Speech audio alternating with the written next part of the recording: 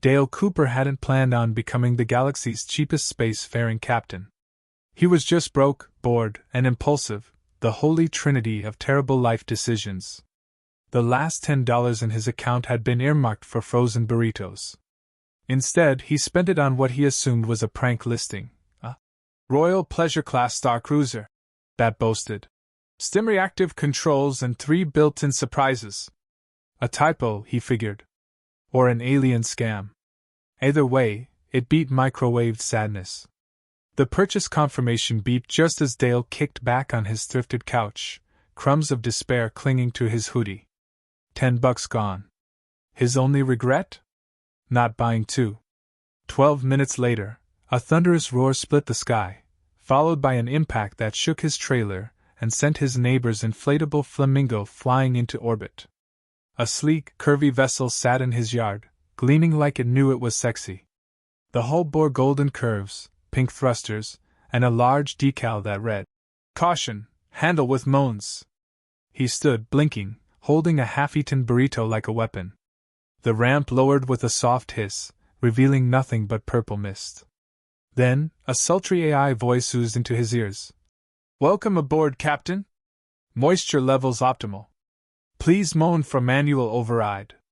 Dale coughed. "Excuse me? Moaning required to activate controls.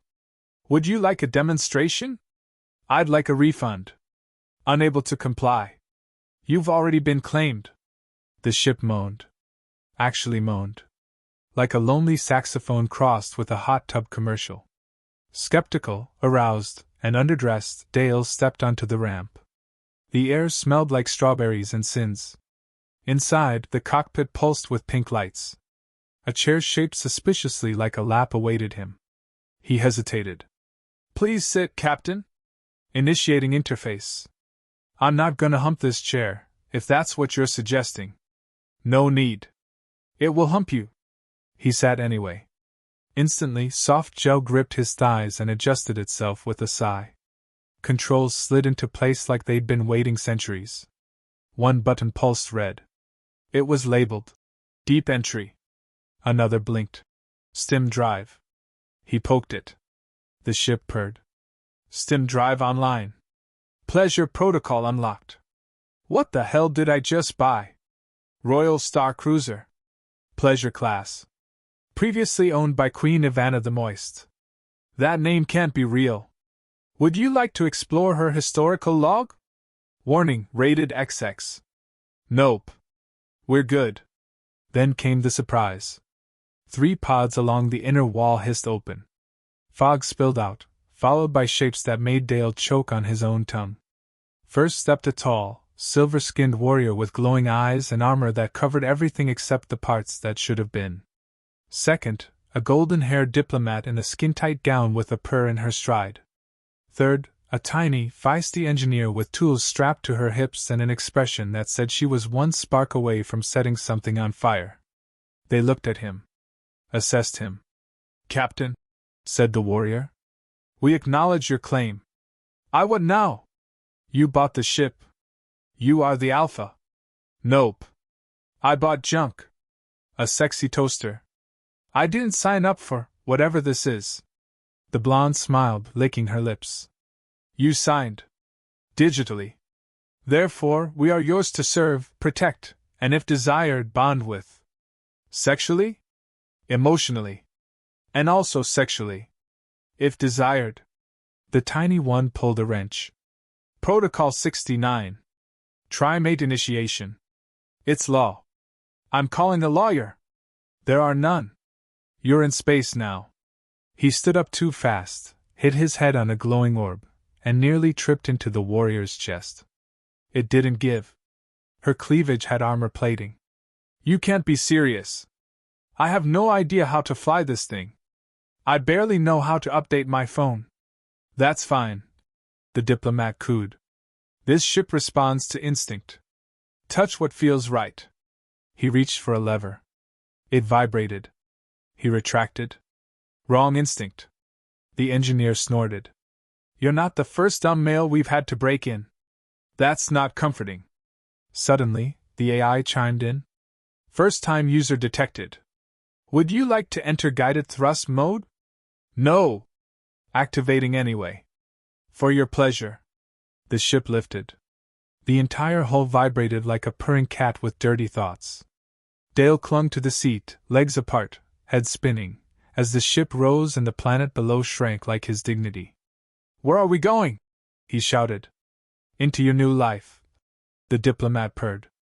I didn't sign up for a harem. You signed up for a ship. The harem was standard upgrade. What kind of ship comes with women? The royal kind, the warrior said. And you, Captain, are now their king. He swallowed, staring at the stars rushing past the windows. Somewhere between panic and arousal, between fear and fascination, Dale realized two things. First, he was definitely underdressed for space. Second, he may have just made the best terrible decision of his life. Dale didn't even get time to process the fact that his $10 impulse buy had launched him into deep space with 3 alien bombshells. The ship's AI kept purring every time he touched something, especially when he accidentally caressed the stem panel, which made the interior lights pulse like a rave inside a massage parlor. Every surface was curved, glossy, and suspiciously ergonomic. Even the food replicator was shaped like a pair of lips. He wasn't sure whether to eat from it or flirt with it. The 3 women were now fully awake and walking around like they owned the place, because technically, they used to. Warrior Princess Zara cleaned her plasma blade on his hoodie and grunted every time she passed him.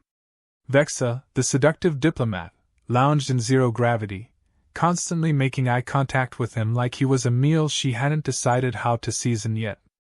Tiki, the manic engineer, was buried under a console, muttering in 3 languages and occasionally shouting things like, "Reverse the fluid thrust valve before it squirts again." Dale had questions. None of them were intelligent. So, this whole "you're my mates now" thing, is that optional? Like a trial period? A let's just be friends phase? No, said Vexa, without looking up. Galactic Bond Protocol is binding upon acquisition. Even if the buyer is an underqualified, underemployed, underwhelming Earthling? Especially then. Zara grunted. Earth males score high in unpredictable instinct. Low in logic. Excellent in improvisation. That's just a polite way of saying we're dumb. And yet, Vexa said, floating down in a slow glide that made gravity blush, you activated the ship. That hasn't happened since Queen Ivana overloaded the stim drive with a 7-hour solo mission. I don't even know what I touched. Exactly, said Tiki, emerging from the floor with black grease across her cheeks and a wrench in her teeth. That's the point. The ship responds to subconscious intent. It wants you. Or at least your weird human chaos brain. Great. I'm basically its type. Zara approached with slow, measured steps. She towered over him, her armor clinking like she just stepped out of a fantasy game and into an adult film set. She looked him up and down. You're not impressive. Dale raised a brow. Thanks? But you smell of rebellion, failure, sadness, and microwave cheese. These are strong pheromones in the warrior culture. Wow. I've been trying to get a date on Earth for 2 years and all I needed was to smell like disappointment? Vexa giggled, a soft melodic sound that somehow made the ship moan in response. The ship echoes emotional resonance. It's quite sensitive to flirtation, sarcasm, and light spanking. Dale blinked. That's oddly specific. Galactic design standards, Tiki muttered. Everything is dual purpose. This chair's a navigation module and a massage unit. The cup holders skin fluids and also heat lubricant. And that isn't a vent, it's a breathing port for the pleasure core. Don't stick anything in there. Wasn't planning to. Suddenly, the ship lurched. The AI voice returned, sultrier than ever.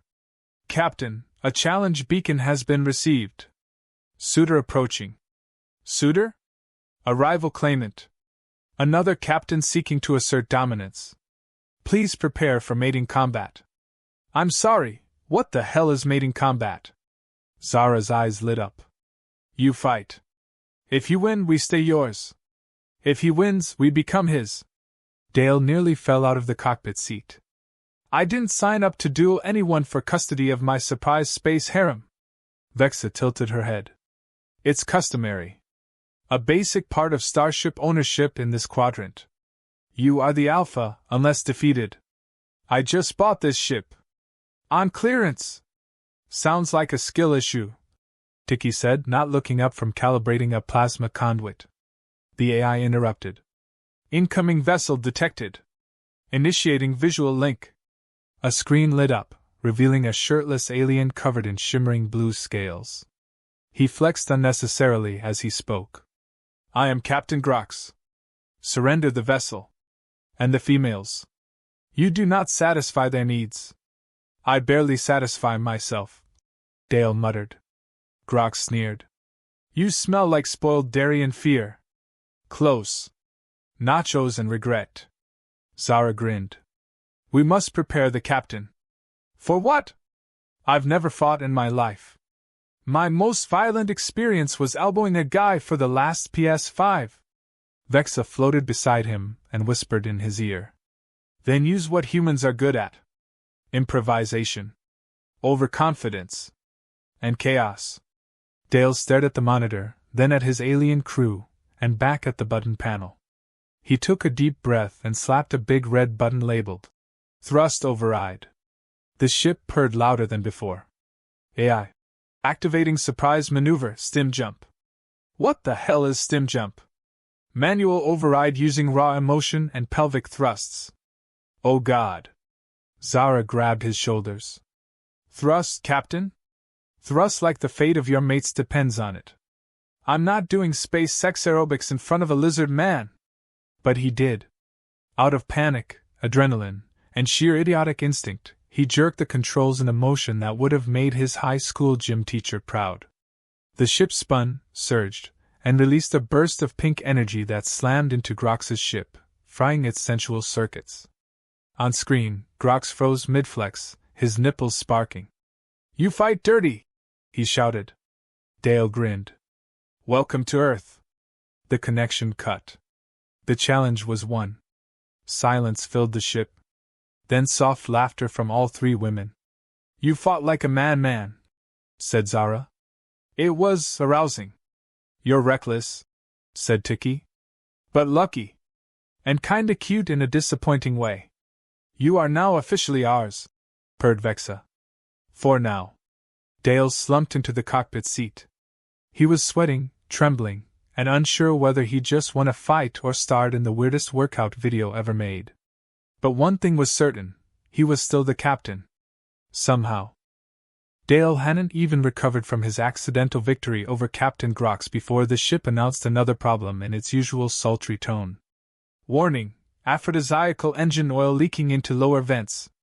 Nearby patrols may detect scent. Recommend evasive thrusts. He rubbed his eyes. Afro, what now?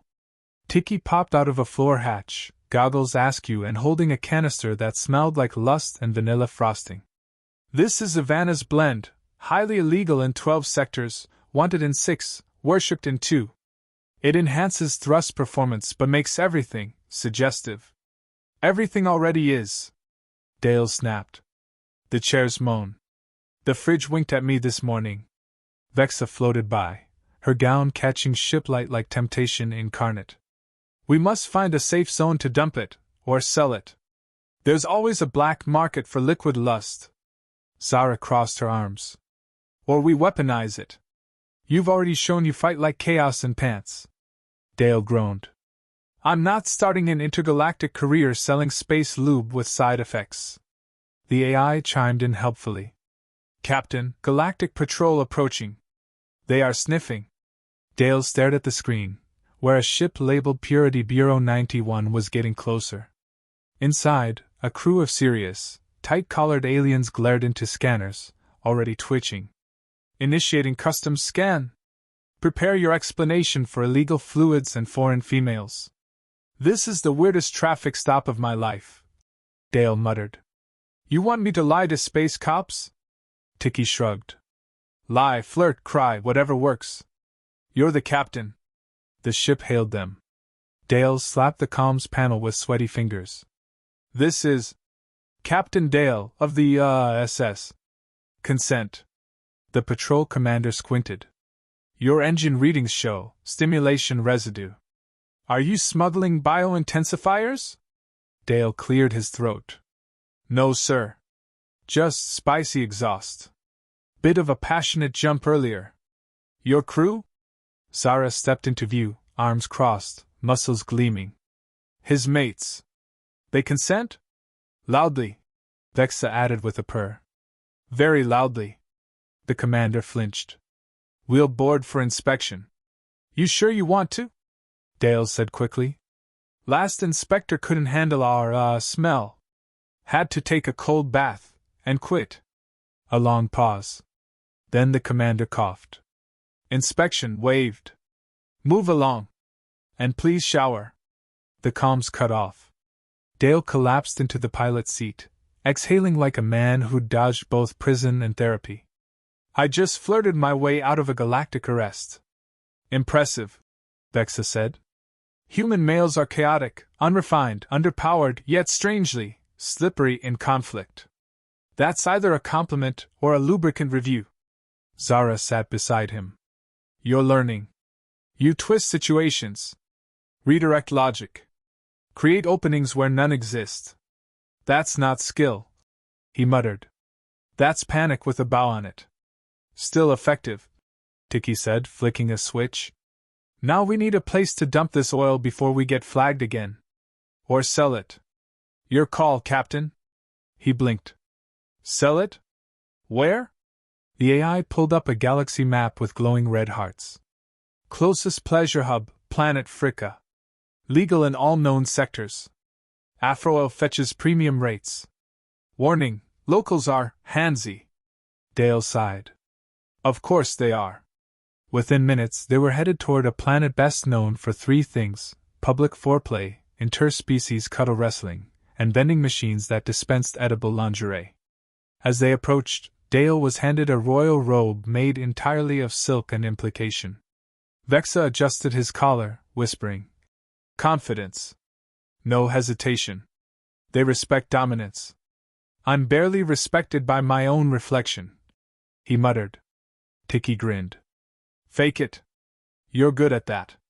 When they landed, Dale was greeted by a reception committee wearing more feathers than fabric. A vendor sniffed the oil barrel and immediately offered enough credits to buy 10 more ships. You're the Earthling, yes? The Moaner Captain? No, well, maybe. Depends who's asking. We've heard of your stim jump battle. It made our entertainment channels. You have a fanbase. You're kidding. Not even a little. One called you the man who thrust back. Dale stared at the oil barrel, then at his crew. You know what? Let's sell half. Keep the rest for emergencies. Zara raised a brow. Like battles? Like first dates? He smirked. Back on the ship, his account balance exploded. Credits flowed in. The AI purred. Congratulations, Captain. Your thrust has generated profit. I'm an oil baron, he muttered. Of liquid sex. Your title has been updated, Pleasure Class Merchant Commander. I'm never living this down. Vexa curled beside him, tracing a finger along his jaw. Perhaps you don't need to. Tiki adjusted a vent. Maybe you should own it. Captain Chaos. King of accidental power moves. You're all insane, Dale said, half laughing. And I'm starting to think I might be, too. Zara nodded. Good.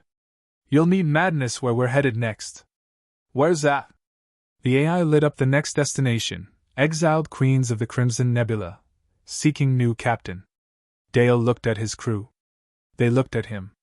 No words needed. He stood tall, adjusted his ridiculous robe, and said, Plot a course.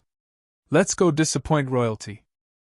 The Crimson Nebula shimmered like a galaxy-wide stripped show, its glowing mists wrapping around the ship as they approached the exiled queen's signal. Dale was starting to accept his role, not just as a captain, but as a walking contradiction. Broke Earth guy turned galactic figure of desire, chaos, and accidental diplomacy. The ship's AI purred with anticipation. Incoming communication. Royal distress. 3 queens require immediate leadership. You mean rescue? Dale asked. No. Leadership. Their last captain melted from stress. Figuratively. Then literally. They landed before he could panic. The transmission confirmed his worst suspicion: this wasn't a rescue. It was a job interview wrapped in seduction. The exiled queens had traditions, one of which involved choosing a captain based on emotional command and pelvic fortitude. He didn't want to know what that meant. Zara handed him his absurd silk robe again. Remember, Captain? You are unpredictable. That's your power. I'm also underqualified, underprepared, and usually underdressed, he said. Vexa smiled. Perfect. They won't see it coming. The royal chamber was absurd. Everything glowed, throbbed, or swayed. The 3 exiled queens looked like goddesses who got kicked out of heaven for making it too steamy. One with horns and a crown of crystal, one with vines that moved on their own, and one who never blinked, just stared like she could undress your DNA. The horned queen spoke. You are the one they called Dale, thruster of chaos? That's one of the nicer things I've been called, yeah? We require proof of command. Can't we just do a handshake or a resume exchange? They laughed, a sound that made the air warmer. You must survive the trial of temptation. Resist us for 60 seconds. Dale blinked. Wait, you want me to say no? Yes. No matter what we do. You resist. Only then are you worthy. That's the cruelest test in the galaxy. That's monarchy. The timer started. One queen leaned in, whispering forbidden promises. Another traced invisible patterns along his chest. The third just stared, and it was worse than the others combined. Dale clung to thoughts of taxes, math homework, and his grandmother's knitting videos. 30 seconds in, he was sweating like a jalapeno in a sauna. The AI whispered in his earpiece. Captain, heart rate critical. Recommend thinking of Earth's DMV. Already there. He muttered. 10 seconds left, and he was holding on by fingernails and sarcasm. The final queen said, Resist this, and kissed his forehead. It should have been harmless. It wasn't.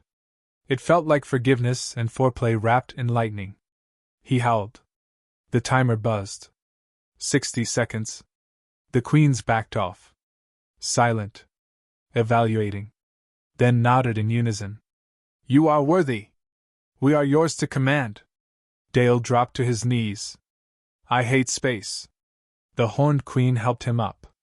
You passed the hardest test. You resisted what billions beg for. I'm just too broke to give in.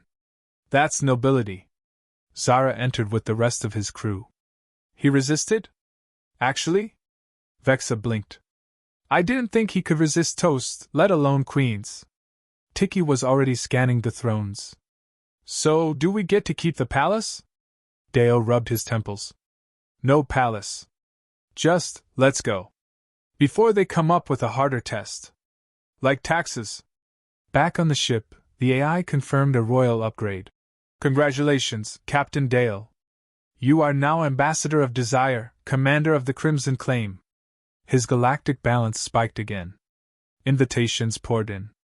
Planets requesting his presence, admirers offering gifts, and one sent a cake shaped like his joystick. He reclined in the pilot's chair, his chair now, customized with cooling gels and anti-horny sensors. You know, he said, glancing around at the ship, the crew, and the endless stars ahead. I spent $10 on this mess. Vexa leaned close. And gained everything you never knew you wanted. Plus a lot of stuff I can't legally explain in Earth terms. Zara placed a hand on his shoulder. You ready for what's next? Nope. He grinned. Let's do it anyway. The ship jumped forward, stars blurring into streaks of light. Dale's voice echoed through the hall. Prepare for thrusting. In every sense. The crew groaned. The AI moaned. And somewhere, another planet prepared to meet the most unpredictable, unwilling, and absolutely unforgettable captain the galaxy had ever seen.